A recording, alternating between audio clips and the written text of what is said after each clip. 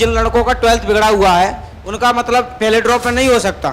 जैसे कभी कभी होता है कि फिजिक्स में भी क्वेश्चन होमवर्क मिल जाता है, मैथ में मिल जाता है, केमिस्ट्री में मिल जाता है, तो तीनों कर लेते थे। आपकी कोई जीएफ गर्ल्स थी? भाई शक्ल देख के लगती है। सिर्फ दुनिया में 3 लोग अपने हैं, माता पिता और गुरुजी। पापा जी बोल रहे थे पैसा कमाने के लिए, तो हम काठमांडू जाते थे और फुटपाथ पे पान बेचते थे और कपड़ा बेचते थे।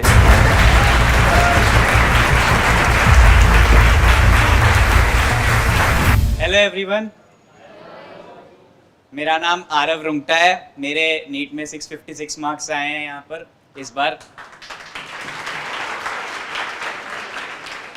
मेरा नाम गौतम कुमार है और इस बार नीट में 680 मार्क्स आए हैं मेरे।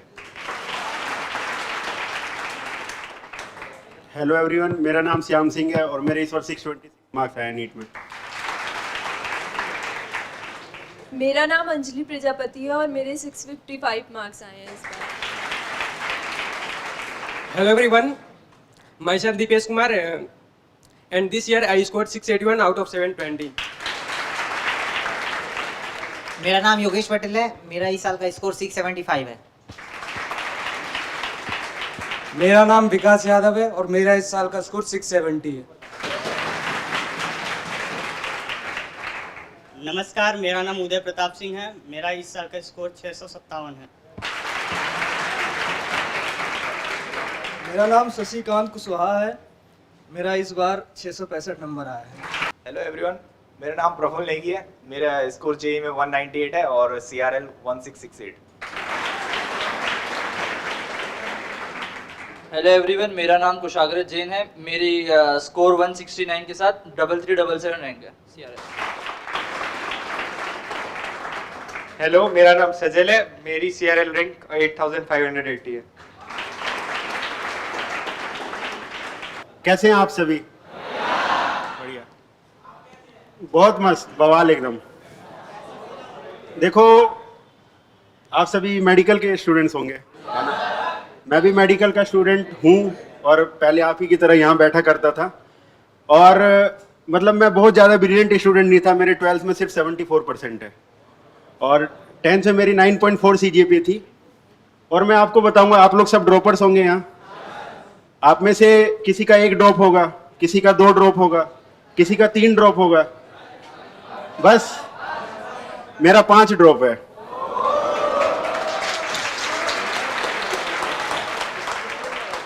तो आप में से जो भी कोई ऐसा सोचता हो कि ड्रॉपर्स का नहीं हो सकता सिलेक्शन, उसको मेरे आगे खड़ा कर दो, मैं उसको समझा दूंगा कैसे होता है सिलेक्शन।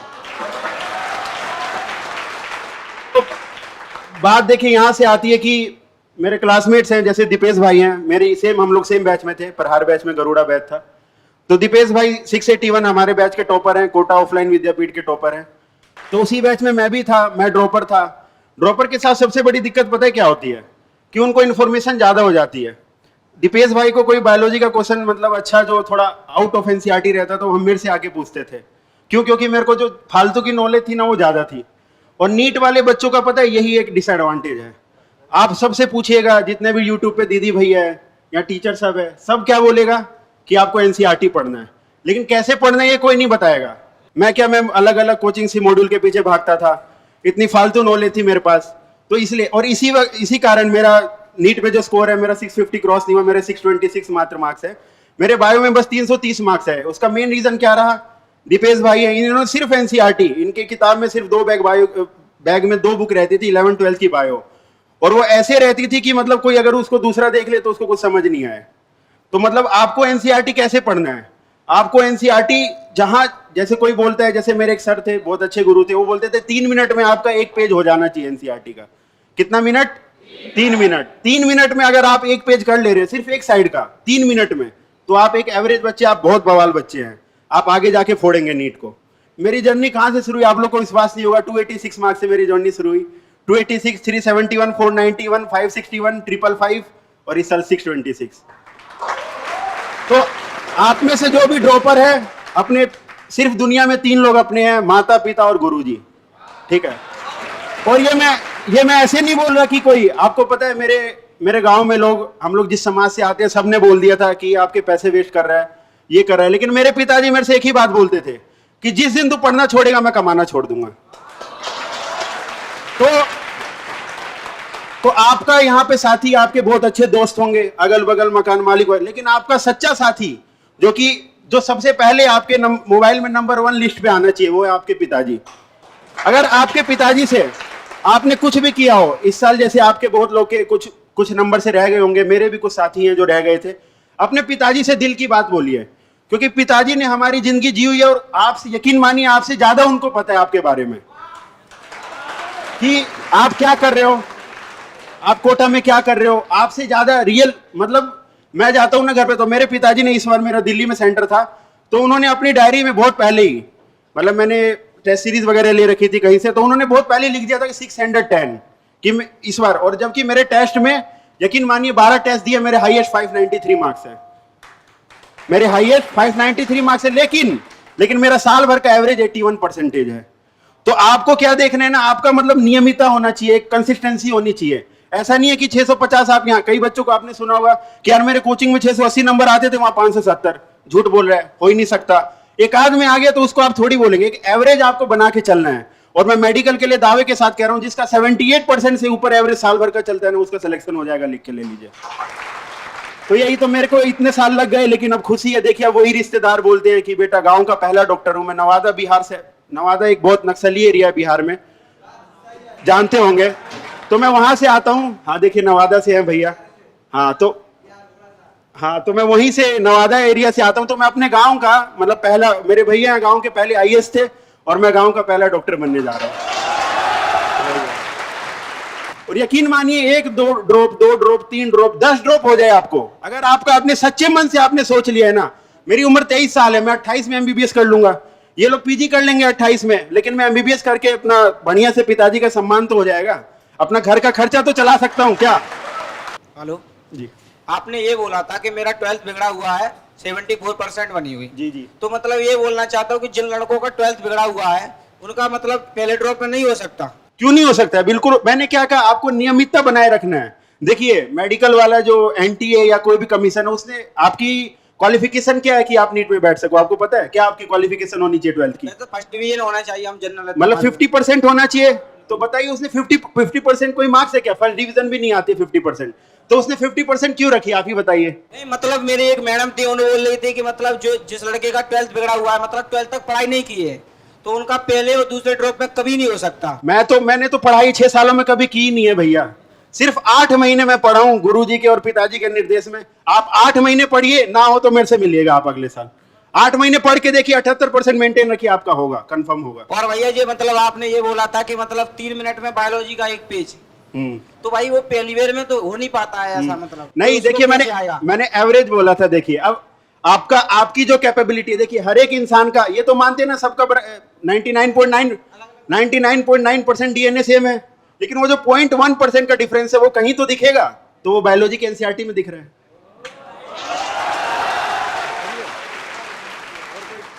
थैंक यू भैया। Okay thank you. Hello everyone, यहाँ पर जेई के 11, 12 और ड्रॉपर तीनों होंगे 12th।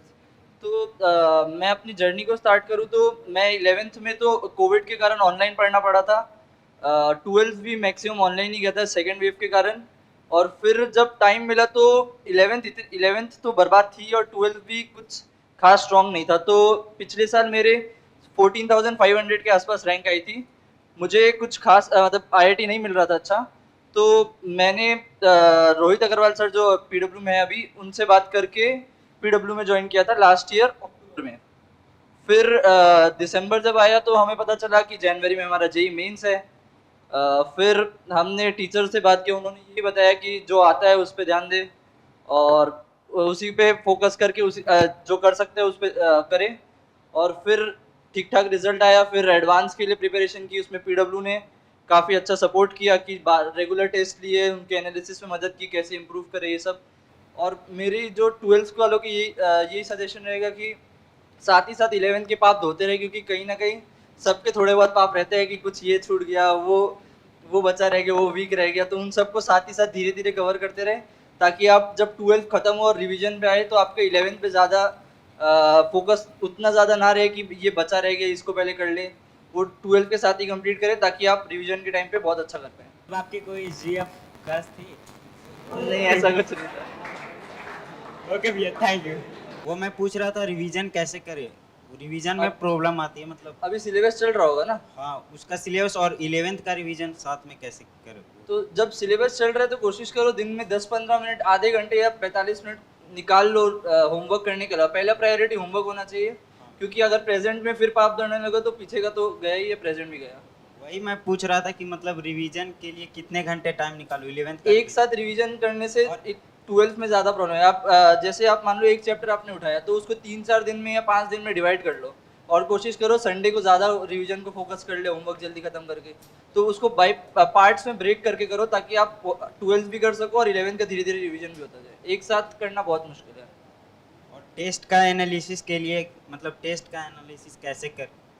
मतलब टेस्ट में आप ये एनालाइज करो कि आपके मार्क्स कहाँ रुक रहे हैं। जैसे मान लो आपके 180-200 जेई मींस के उसमें आ रहे हैं सपोज, तो आप देखिए आप 220 क्यों नहीं क्रॉस कर पा रहे। 220 क्रॉस करने के लिए आपको 4 से 5 क्वेश्चन देखने होंगे, तो आप ढूंढिए कौन से चैप्टर से आपके 4 नंबर रुक रहे हैं, उस चैप्टर को पकड़िए, उसको करिए कि इसमें ये पार्ट मुझे नहीं आता तो इसको सॉल्व करिए। टीचर के पास जाइए, डाउट पूछिए कि क्यों नहीं बन रहा, कहाँ अटक रहा है, और हो सकते तो जितने क्वेश्चन आपके पास है उस टॉपिक के उनको करिए। हाँ भैया, पूछ रहे थे कि आप डेली क्वेश्चन कितना प्रैक्टिस करते थे मैथ का? जेई मींस लेवल की बात करूँ तो मैथ्स में 50-60 क्वेश्चन ऑन एन एवरेज, और एडवांस में 40 के आसपास, 30-40। केमिस्ट्री का डेली? केमिस्ट्री थोड़ा कम टाइम कंज्यूम करता है, तो उसमें 70-80 क्वेश्चन अराउंड रोज, उस टाइम पे जब कोर्स खत्म हो जाए। कोर्स में तो ज़्यादा टाइम नहीं मिलता, आप जब कोर्स चल रहा होता है आप होमवर्क करिए, और होमवर्क जितना होता है बस उतना ही करने का टाइम मिलता है। जैसे कभी कभी होता है कि फिजिक्स में भी क्वेश्चन होमवर्क मिल जाता है, मैथ में मिल जाता है, केमिस्ट्री में मिल जाता है, तो तीनों कर लेते थे। इसका तीनों को कंप्लीट करने का तरीका ये है कि आप टाइम बेस्ड होमवर्क करिए, कि 1 घंटे में आप कोशिश करिए ऑन एन एवरेज, अगर अच्छे लेवल का सवाल है तो 15 से 20, और अगर आसान है तो फिजिक्स और मैथ्स में अराउंड 25-30 करिए, और केमिस्ट्री में हो सकता है 40-45 क्वेश्चन का टारगेट रखिए 1 घंटे में। तो आप टाइम वेस्ट करेंगे तो आप तीनों को इक्वली टाइम में डिवाइड करिए और फिर करिए, तो बहुत अच्छा चांस है कि आपका मैक्सिमम होमवर्क कवर हो जाएगा। Thank you.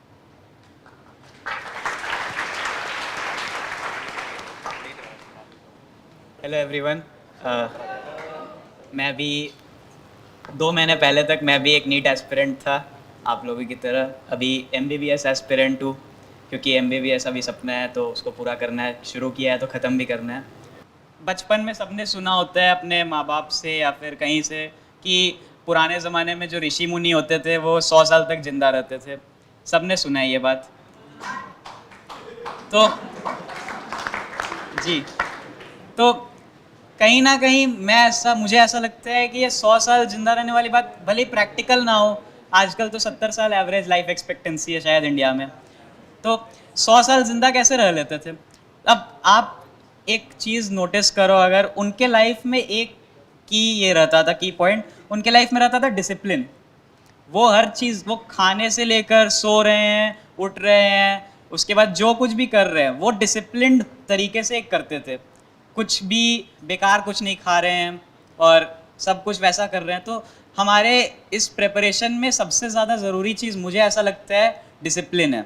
डिसिप्लिन से मेरा मतलब ये नहीं कि आप आज आप सुबह उठ के और 4 घंटे का रूटीन बना लो कि मुझे आज 4 घंटे सेल्फ स्टडी करनी है, उसे डिसिप्लिन नहीं बोलते हैं, उसे कुछ और ही बोलते होंगे। डिसिप्लिन ये होता है कि आपको एक ऐसे स्टेट में रहना ज़रूरी है जहाँ पर आपको अपने बारे में पता है, आप अपना बेस्ट वर्जन जानते हो कौन सा है, उस बेस्ट वर्जन में आप जितना ज़्यादा रह सकते हो, जितने टाइम तक रह सकते हो, वो होता है डिसिप्लिन। और कोटा आप जो लेकर आए हो, इतने सारे एक्सपेक्टेशंस, उसको ज़रूरी नहीं है आप फुलफ़िल कर पाओ, सब नहीं कर पाते, और ये कोई ख़राब चीज़ नहीं है। तो इससे लेकिन आप एक चीज़ मैं आपको अश्योर कर सकता हूँ, कोटा में अगर आप रह के तैयारी कर रहे हो, विद्यापीठ में आप यहाँ पे पढ़ रहे हो, तो आपकी लाइफ में डिसिप्लिन ज़रूर आएगा। हार्ड वर्क और डिसिप्लिन ये आपस में बहुत ज़्यादा रिलेटेड है। अभी आपके पास एक मौका है, आप माइंड को अपना पॉजिटिव रखिए एकदम। कोई भी आपको अगर कुछ परेशानी कभी लगती है, परेशानियाँ हमेशा आएंगी, सबको आती हैं, वो परेशानी को आप जितने कम से कम समय में उससे दूरी पा सको, किसी दोस्त से बात कर लो, किसी घर वाले को, मम्मी पापा को कॉल करो, वो आपको ज़रूर गाइड करेंगे। बहुत सारे बच्चे बोलते हैं कि हम 2 घंटे 3 घंटे सोशल मीडिया में निकल जाते हैं, पता ही नहीं चलता है। वो यही दर्शाता है कि आप अपने पढ़ाई के लेके रिस्पॉन्सिबल नहीं हो। पढ़ाई को लेके आप ज़रूर सीरियस होगे बट रिस्पॉन्सिबल नहीं हो। सो रिस्पॉन्सिबिलिटी को अपनाओ, इस पढ़ाई को अपनी ड्यूटी नहीं अपनी रिस्पॉन्सिबिलिटी बनाओ। और एक बात और मैं शेयर करना चाहूँगा, मेरे IOC के यहाँ पर फैकल्टी थे, बहुत ही दिग्गज, मतलब वो उनकी पर्सनैलिटी बहुत अलग है, विकास कुलेरिया सर। उन्होंने मतलब एक बार क्लास में ऐसा बोला था कि अगर आपको ज़िंदगी में कुछ भी हासिल करनी है तो आप उसको उस चीज़ को 900 घंटे दे दो अपने। आप ये अगर अपनाओगे नीट की तैयारी में या फिर JEE की तैयारी में, अगर आप 900 घंटे दे सकते हो इसको, तो फिर आपको कोई नहीं रोक सकता। मतलब आप खुद भी नहीं रोक सकते अगर आपने 900 घंटे वाले प्रिपरेशन की है। मैं ये दावे के साथ बोल सकता हूँ कि यहाँ पर जितने भी टॉपर्स कह लो, जितने भी मेरे फ्रेंड्स खड़े हैं, सब ने गिना नहीं होगा मगर 900 घंटे तो अपने लाइफ के दिए ही होंगे JEE या फिर नीट के लिए। जब कोई चैप्टर चल रहा है और उस दौरान लगता है कि काफ़ी टफ है ये चैप्टर, और काफ़ी टफ लगने लगता है धीरे धीरे, और जितना ज़्यादा सोचते हैं उतना ज़्यादा टफ लगता है। तो उस टाइम को कैसे फेस किया जाता है? जितना ज़्यादा सोचोगे उतना ज़्यादा टफ लगेगा, तो सोचो ही मत। अभी अगर नहीं हो रहा, देखो तुम्हें इतना सबको पता है कि एक चैप्टर एक बार पढ़ने से नीट में नहीं होगा, उसके क्वेश्चंस तुम्हें मिनिमम 3 या 4 बार करने पड़ेंगे उस चैप्टर को, चाहे वो फिज़िक्स के हो या फिर केमिस्ट्री के या फिर बॉटनी और जूलॉजी। आपको मल्टीपल रिविजन्स देना ही पड़ेगा उस चैप्टर को। फर्स्ट टाइम अगर चैप्टर को अगर फर्स्ट टाइम नहीं हो रहा है ना, तो वो एटीट्यूड अपना नेगेटिव मत रखो कि ये चैप्टर कुछ समझ में नहीं आ रहा है। मेरा सबसे ज़्यादा मतलब सबसे डिफ़िकल्ट चैप्टर मुझे जो लगता था वो वर्क पावर एनर्जी था, और वो मतलब समझ में ही नहीं आता था। एक बार जब पोटेंशियल वगैरह चालू होता है उसमें पोटेंशियल एनर्जी, तो कुछ समझ में नहीं आ रहा था पहले बार में। इनफैक्ट जो वेव्स वाले चैप्टर्स हैं वो मुझे तो पूरे मैथ्स लगते थे, फिज़िक्स उसमें दिखती ही नहीं थी मुझे। तो वो पहली बार में तो प्रॉब्लम लगता ही है, मगर 2 बार 3 बार फिर करने के बाद ना आपको उस चैप्टर का भले ही फील ना मिले, मगर इतना तो आपको पता चल जाता है कि इससे क्वेश्चंस कहाँ से आने हैं और इसमें करना क्या है, और that is more than essential to crack NEET. हाँ बोलिए। मैं ये पूछ रहा था कि आप जब भी CT टेस्ट या फिर माइलस्टोन टेस्ट या फिर ऑल इंडिया टेस्ट देते थे तो उसमें टाइम मैनेजमेंट कैसे करते थे? टाइम मैनेजमेंट देखिए, सबसे ज़्यादा 2021 में मैंने जो अटेम्प्ट दिया था मेरे 561 थे, उस वक्त मैंने 103 टेस्ट दिए थे। कितने? 103। तो टाइम मैनेजमेंट उसी से आएगा जो यहाँ पे 21 दिन वाले 15 दिन वाले टेस्ट होते हैं। आपको उसमें क्या करना है कि जैसे आपको ये वो उसमें स्कोर नहीं करना कि मेरे को बैच में टॉप मारना है। आपको ये देखना है कि मैं कितना पढ़ के गया था, मेरी कितनी तैयारी है। जैसे 20 चैप्टर आ रहे हैं तो आप 20 चैप्टर नहीं कर पाएंगे, मैं गारंटी के साथ कह सकता हूँ। आपके 15 चैप्टर हैं, आपने 15 चैप्टर बेस्ट तरीके से किया और उसी के क्वेश्चन किए। जो आपने नहीं पढ़ा उसको मत छुइए, टेंशन मत लीजिए आप बैच में टॉप कर रहे हैं कि नहीं। और फिर आप जब घर पे मार्क्स जोड़े या पिताजी को बताए तो जो 5 चैप्टर के मार्क्स हटा दीजिए। जैसे 500 नंबर का आपने अटेम्प्ट किया तो 500 में से अगर आपके, मेरे को पता है 720 में से आप जोड़ेंगे तो 450 आ रहे होंगे आपके, तो 450 कितने में से आए? 500 में से आए, ना कि 720 में से। तो टाइम मैनेजमेंट का जो सबसे बड़ा खेल है ना वो यहीं से आता है। हमको लगता है ये क्या भैया बता रहे छोटी छोटी चीज, लेकिन आपको पहले टेस्ट से ही क्या ध्यान रखना है कि आपने जितना पढ़ के गया है और आपको उतना अटेम्प्ट करना है। फिर आपके जब पहली बार 450 आएंगे ना तो दूसरी बार आप और पढ़ के जाओगे, आपकी स्पीड और एक्यूरेसी और सही होगी, तीसरी बार और सही होगी, चौथी बार और सही होगी। और यकीन मानिए जिस दिन आपका नीट होगा ना उस दिन आप 40 मिनट पहले करके पेपर बैठ जाइएगा। किसी पे क्रश था या भाई शक्ल देख के लगती है? नहीं भाई देखो ऐसा कुछ नहीं है। देखिए हाँ बिल्कुल सही बोला इन्होंने, 5-6 साल में रहा हूँ यहाँ। देखिए डिस्ट्रैक्शन होता है, मेरे को भी होता था। जैसे पहले भी बोला नहीं हुआ तो जाके इलाज कराओ, ठीक है। तो मेरे को भी हुआ था, लेकिन सिंपल में बोल रहा हूँ जो कोटा का प्यार है ना वो कोटा में ही रह जाता है। क्योंकि अभी आप किसके, जैसे अभी आपको कौन पाल रहा है? आपके पिताजी।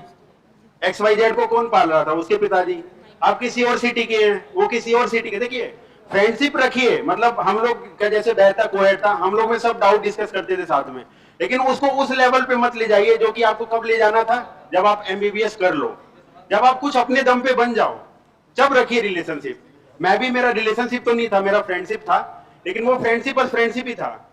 उसने कमिटमेंट किया था कि उसके इतने आएंगे और उसके भी 621 आए हैं। तो हमारा मतलब यही था कि मैंने उससे एक ही बात बोला था, फ्रेंड थी वो मेरी, कि तुम 610 प्लस ले आओ, साथ में MBBS करते हैं, फिर आगे का सोचेंगे। तो आप अगर फ्रेंडशिप कर रहे हो, आप अगर रिलेशनशिप में जा रहे हो, तो आप में और सामने वाले में इतना दम होना चाहिए कि हम दोनों मेडिकल उखाड़ेंगे और फिर करेंगे। तो मेरा नाम गौतम कुमार है, हम भी बिहार से हैं, घोड़ासान गांव से हैं। हम भी छोटे से गांव से ही हैं और मेरा जर्नी स्टार्ट हुआ क्लास 12 से। 11 तक हमको पता ही नहीं था नीट क्या होता है। जब हम 8-9 में थे तो पापा जी बोले थे पैसे कमाने के लिए, तो हम काठमांडू जाते थे। 1 महीने के लिए एक त्योहार आता है, वहाँ जाते थे और फुटपाथ पे पान बेचते थे और कपड़ा बेचते थे 8-9 तक। 10 तक थोड़ा 10th में थोड़ा पढ़े, 10th पास करना है। 11th में लॉकडाउन लग गया तो घर पे गेम खेले, कैरम बोर्ड सब खेल रहे थे।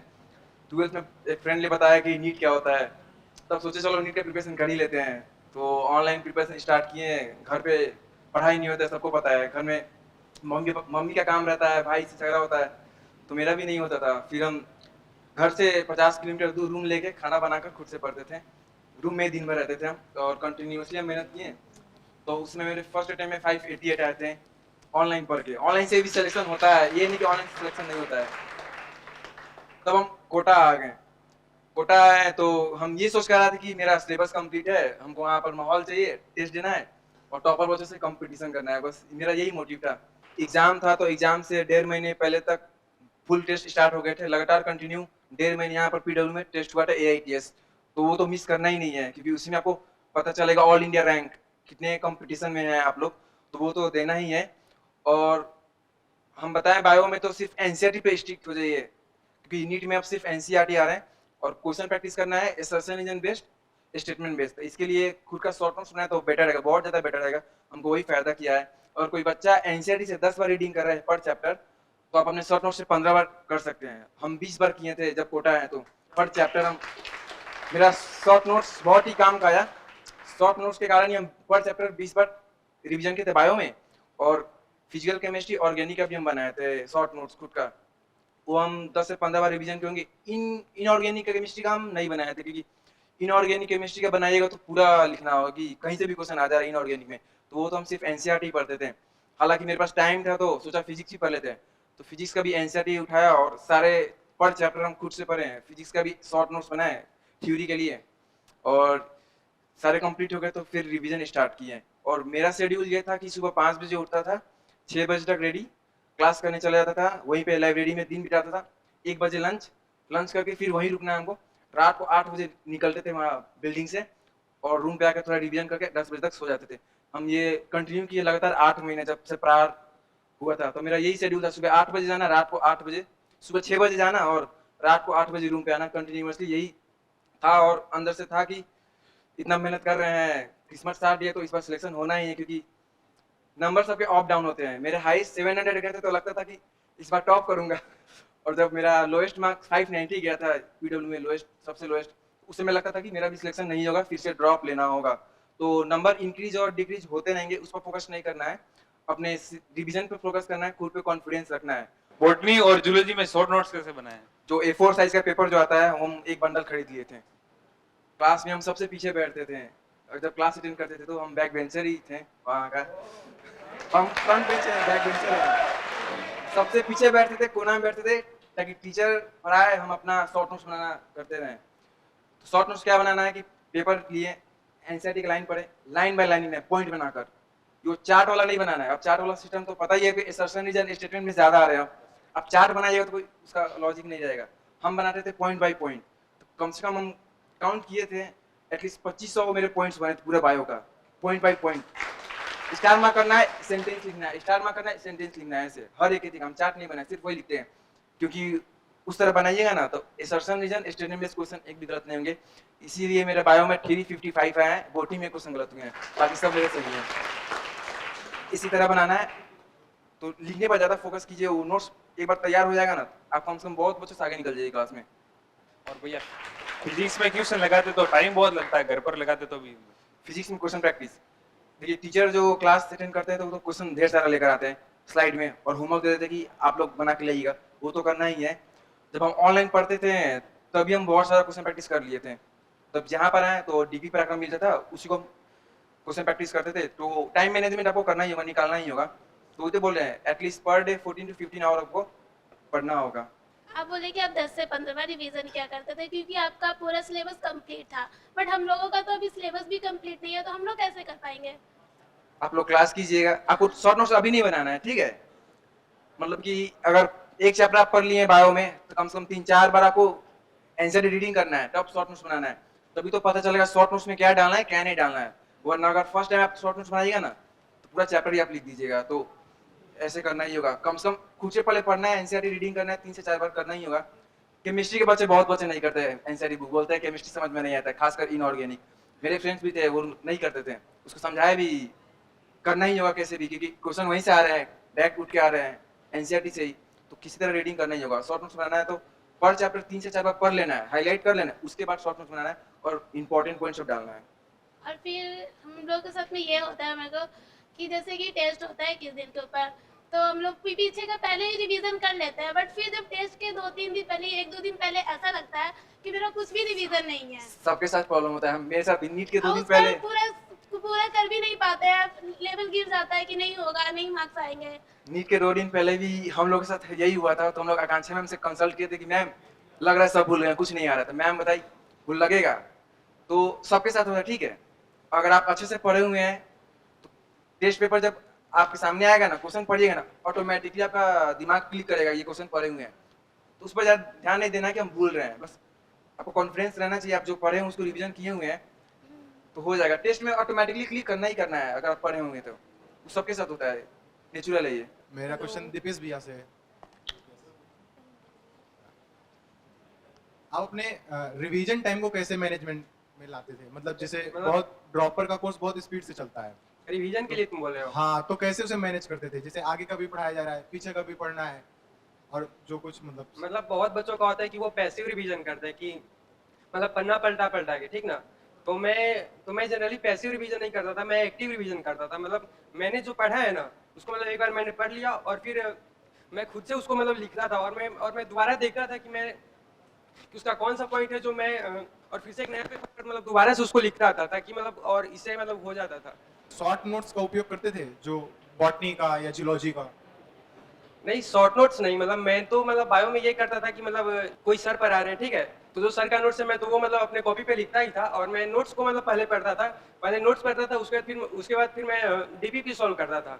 और फिर डीपीपी जब आप सॉल्व करोगे तो मतलब मेरे पीडब्ल्यू का डीपीपी में मतलब ये खासियत लगा है कि उसमें ना मतलब एनसीईआरटी का लगभग हर एक लाइन शायद मतलब कवर्ड है, मतलब मुझे जो लगता है। तो आप जब डीपीपी लगाओगे ना तो आपको लगेगा कि अरे ये पॉइंट तो मतलब सर ने बताया ही नहीं, तो जब आप फिर दोबारा एनसीईआरटी पढ़ोगे तो आपको जो नया लाइन मतलब लग रहा है ना, आप सिर्फ उसको हाईलाइट किया करो। मतलब ऐसा नहीं कि आप पढ़ रहे हो और आपको जो ठीक लग रहा है आप सबको हाईलाइट करते जा रहे हो, ऐसा नहीं करो। मतलब मेरे हिसाब से कि क्या है, जो आपके नोट्स में पहले से ही है तो आप उसको दोबारा हाईलाइट नहीं करो, जो आपके नोट्स में मिसिंग है आप उसको हाईलाइट कर सकते हो। तो मतलब इससे क्या होगा कि आपका जल्दी मतलब रिवीजन भी होता रहेगा। हाँ, आप बोलिए। जैसा आपने बताया कि आपको 5 बार ड्रॉप है भैया, तो आप पहले और दूसरे ड्रॉप में आपसे क्या मिस्टेक हुई या तीसरे ड्रॉप में आपसे क्या मिस्टेक हुई तो आपको तो 5 ड्रॉप तक आना पड़ा? देखो, पहले ड्रॉप में क्या हुआ ना कि मैं सिर्फ क्लास करता था, मैं जिस भी कोचिंग में था मैं सिर्फ क्लास करता था और सेल्फ स्टडी मेरी जीरो थी बिल्कुल भी। तो आपको ये बात समझनी होगी कि जितना आप कोचिंग में पढ़ते हैं और अगर आप उतना घर जाके रिवीजन नहीं कर पा रहे हैं तो आपकी वो पढ़ाई उसी के बराबर हो गई जो क्लास नहीं कर रहा है। तो पहला ड्रॉप, दूसरा ड्रॉप में क्या हुआ कि मैं सिर्फ क्लास करता था। जब मेरे 286 के बाद जो मेरा पहला ड्रॉप था, उसके बाद 12th के साथ मेरे 286 थे, उसके बाद 371 आए, तो मैं क्या करता था, मैं सिर्फ क्लास करता था। थोड़ा बहुत मामूली सा देख लिया तो देख लिया। और मेरे पास छोटा वाला मोबाइल था, तो मेरे पास मोबाइल वगैरह भी नहीं था उस समय जब पहला ड्रॉप था मेरा 2019 में। तो मैं क्या करता था कि छोटे वाले मेरे पास मोबाइल था तो वीडियो वगैरह की सुविधा उस वक्त इतना नहीं था, तो फिर मैं घर पे पढ़ता नहीं था, तो वो कारण रहा। फिर तीसरे ड्रॉप से, जब दूसरे ड्रॉप के बाद जब मेरे 371 491 आया, उस वक्त कोविड आ गया था, तो मैं कोटा में ही था। मैंने 6 महीना खाना खुद से बनाया, यहाँ खाना भी मैंने यही सीखा बनाना। तो फिर उस दौरान मैंने क्या किया कि टाइम मिल गया कोविड में, अब क्लास तो बंद हो गई थी, तो फिर क्या हुआ कि अब आप यहाँ से देखिए क्या हुआ। 286 जब मेरे आए, जब मैं खाली क्लास में पढ़ता था। उसके बाद सेकंड ड्रॉप में मेरे कितने आए, 491। वो कैसे आए? जब मैंने खुद को टाइम दिया, कोविड में सब बंद था तो मैं सेल्फ स्टडी किया। तो आप यकीन नहीं मानिएगा, दुनिया में बहुत से लोग यूपीएससी निकाल जाते हैं, वो किस दम पे निकालते हैं? सेल्फ स्टडी के दम पे। तो अगर आपने क्लास करी है और अगर आपका उसका रिवीजन घर पे नहीं किया है तो वो क्लास नील हो गई, इससे अच्छा है कि आप सिटी मॉल घूमिए आराम से। जैसे बॉटनी और जूलॉजी ज्यादातर बोलते हैं कि एनसीईआरटी से पढ़ना है, तो हमारे पीडब्ल्यू के जो मॉड्यूल्स हैं उनसे पढ़ने से क्या एडवांटेज हो सकते हैं हमें? नहीं देखो, मॉड्यूल की जरूरत उसको है बायोलॉजी में, एज ए पर्सनल एक्सपीरियंस मैं बता रहा हूँ, मेरे सिर्फ 330 मार्क्स है बायो में, ज्यादा तो नहीं है। तो आपको मॉड्यूल की जरूरत उसको है जो घर से पढ़ रहा है, जिसके पास मतलब वीडियो लेक्चर नहीं है, जिसके पास कोई पढ़ाने वाला। देखो एनसीईआरटी सबको ही बोलता है एनसीईआरटी पढ़े, लेकिन एनसीईआरटी जब पढ़े जब कोई आपको डिकोड करके दे दे। जैसे आप कॉकरोच उठा के पढ़ लीजिए, माँ कसम बता रहा हूँ आपको बहुत गंदा लगेगा। जी बिल्कुल, आप पूरा पढ़ लीजिए एक बार कॉकरोच, बहुत घटिया लगेगा आपको। लेकिन अगर आपने टीचर को सुना है ना, तो पहले आपको पार्ट वाइज बताएगा, पहले हेड पढ़ाएगा, थोरेक्स, एब्डोमेन, उसका रिप्रोडक्टिव सिस्टम, उसके लिम्स, फोरहैंड, हिंड लिम्स पूरा बताएगा। तो आपको क्या आएगा? मजा। जब आपको मजा आएगा तो फिर आपको चैप्टर अच्छा लगेगा। तो आपको किसी ना किसी के सोर्स की जरूरत पड़ेगी। अब वो सोर्स यहाँ गुरुजी हो सकते हैं या आपके वीडियो लेक्चर हो सकते हैं। डायरेक्ट एनसीईआरटी देखिए जो बोलता है ना, 11th 12th हमारी किस लिए होती है? स्कूलिंग से। अब स्कूलिंग का असली मतलब तो यही है ना कि मैडम या फिर सर पढ़ा रहे हैं हमें और हम पढ़ रहे हैं। तो नीट का एलिजिबिलिटी क्या है? 12th पास। तो 12th पास जिसने करी होगी वो एनसीईआरटी मैडम या सर से पढ़ा होगा। तो उसके बाद एनसीईआरटी का आता है असली मकसद कि आप खुद से भी पढ़ रहे हो तो समझ आएगा, लेकिन आपको पहले किसी ना किसी की जरूरत पड़ेगी। दीदी से क्वेश्चन। अच्छा, दीदी मेरा क्वेश्चन ये है कि मतलब हर किसी का एक वीक पॉइंट होता है, और मतलब आपके कौन कौन से सब्जेक्ट वीक थे और आपने कैसे स्ट्रेटजी बना के उसको स्ट्रॉन्ग किया। और मेरा सेकंड क्वेश्चन ये है कि हम गर्ल्स हैं, आप भी समझते हैं कि हमारे बहुत से फेज आते हैं, मतलब ये रिलेशनशिप डिस्ट्रैक्शन ही नहीं, मतलब फिजिकली और इमोशनली भी ऐसे टाइम आता है कि हमको लगता है यार अब नहीं होगा, तो वो आप कैसे डील करते थे उससे? आपका पहला क्वेश्चन क्या था? मतलब कि जो मतलब हर किसी का वीक पॉइंट होता है, तो आपके जो सब्जेक्ट वीक थे तो वो आपने कैसे स्ट्रेटेजी बना के उसको स्ट्रॉन्ग किया? जैसे आपको कोई सब्जेक्ट मतलब काफ़ी आपका वीक है, आपको बहुत टफ लगता है, आपका पढ़ने में मन नहीं लगता, तो आप उसी सब्जेक्ट को लेकर के बैठिए। 2-3 घंटे आप उसको देंगी ना तो आपको लगने लगेगा कि ये इतना टफ नहीं है जितना मैं इसको सोच रही थी। तो अगर आप ऐसा करेंगी तो आपका जो भी वीक पॉइंट है ना वो स्ट्रॉन्ग होता चला जाएगा, आपको पता भी नहीं लगेगा।